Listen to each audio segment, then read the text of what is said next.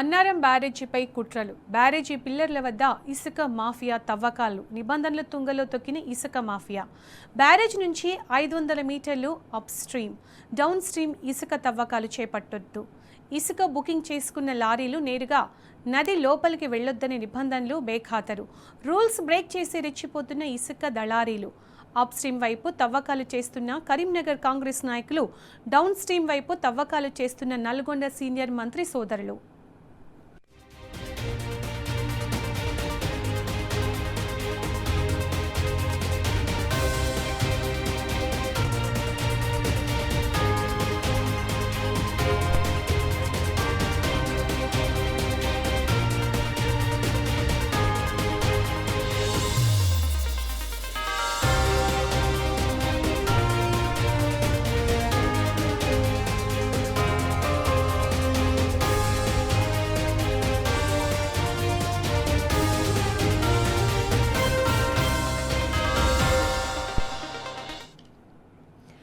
ఇదే అంశానికి సంబంధించి పూర్తి సమాచారం మా ప్రతినిధి వేణు ఉంది. సార్ వేణు, అన్నారం బ్యారేజ్ దగ్గర అసలు ఏం జరుగుతుంది, అప్డేట్స్ ఏంటి? సునీత, అంటే అన్నారం బ్యారేజ్ అంటే గత 2 ఏళ్ల నుంచి కూడా ఈ కాళేశ్వరం ప్రాజెక్టు సంబంధించి అన్నారం కావచ్చు, సుద్దిల్ల కావచ్చు, ఇటు మేడిగడ్డ సంబంధించిన బ్యారేజ్ పనులు చేయట్లేదు. మరోవైపు అది ఎక్కడికి అక్కడ పక్కన పెట్టినటువంటి నేపథ్యం. ప్రస్తుతానికైతే ఒకప్పుడు మేడిగడ్డకు వెళ్ళాలంటే ఎవరు వచ్చినా కానీ ఒక టూరిస్ట్ స్పాట్ గా ఉండి పోలీసు వలయంలో అంటే సెక్యూరిటీ మధ్య పోయి చూసి చాలా గొప్పగా భావించేవారు. కానీ ప్రస్తుతానికైతే ఇప్పుడు ఉన్న పరిస్థితి మేడిగడ్డ వద్ద చూసుకుంటే కూడా ఇరు రాష్ట్రాలు, ఇటు మహారాష్ట్ర వైపు వెళ్లే వాహనాలు అయితే పిల్లర్స్ 7 పోయిందని చెప్తున్న నేపథ్యంలో కూడా అక్కడ యథేచ్ఛగా వాహనాలు నడుస్తున్న పరిస్థితి.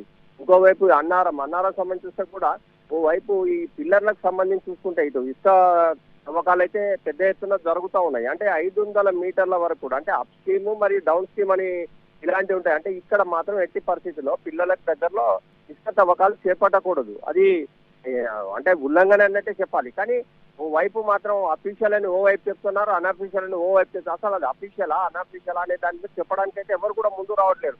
కానీ ప్రస్తుతం అయితే ఈ లారీలు కూడా అక్కడ దాకా వెళ్ళి ఈ యొక్క లోన్లలో నింపుకొని వెళ్తా ఉన్నటువంటి పరిస్థితి మనకు అనిపిస్తుంది. అంటే ఏదేమైనా కానీ ఒక బ్యారేజ్కి సంబంధించి దాని దరిదాపుల్లోకి ఎలాంటి వాహనాలు కానీ జేసీబీలు కానీ వెళ్ళొద్దు అనేది ఒక నిబంధన ఉంది. కానీ ఆ నిబంధనలన్నీ కూడా తుంగలో తొక్కి ఈ రోజు పెద్ద ఎత్తున ఈ గత వారం 10 రోజుల నుంచి కూడా ఇసుక తవ్వకాలు జరుగుతున్నట్టుగా తెలుస్తోంది. కానీ ఇలాంటి సిచ్యువేషన్ చూస్తే మాత్రం స్థానిక ప్రజలే కాదు, రైతులు పెద్ద ఎత్తున తీవ్ర ఆందోళన వ్యక్తం చేస్తున్నటువంటి పరిస్థితి.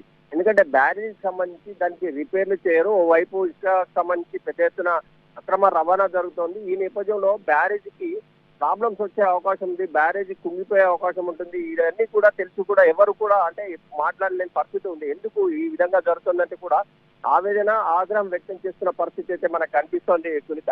అంటే ఈ ఇసుక దళారీలు మాత్రం 500 మీటర్ల వరకు, అంటే ఇటు అప్ స్ట్రీమ్ కావచ్చు, ఇటు డౌన్ స్ట్రీమ్ కావచ్చు, అంటే ఎలాంటి తవ్వకాలు చేపట్టడం అదొక నిబంధన ఉంది. కానీ ఆ నిబంధనలు కూడా తుంగలో తొక్కి ఈ కార్యక్రమాలు జరుగుతున్న నేపథ్యం మాత్రం అక్కడ స్థానిక రైతాంగమే కాదు, ప్రజలు కూడా పెద్ద ఎత్తున ఆగ్రహం వ్యక్తం చేస్తున్న పరిస్థితి అయితే మనకు అన్నారం బ్యారేజ్ దగ్గర కనిపిస్తుందని చెప్పొచ్చు సరిగా. Right Venu, thank you.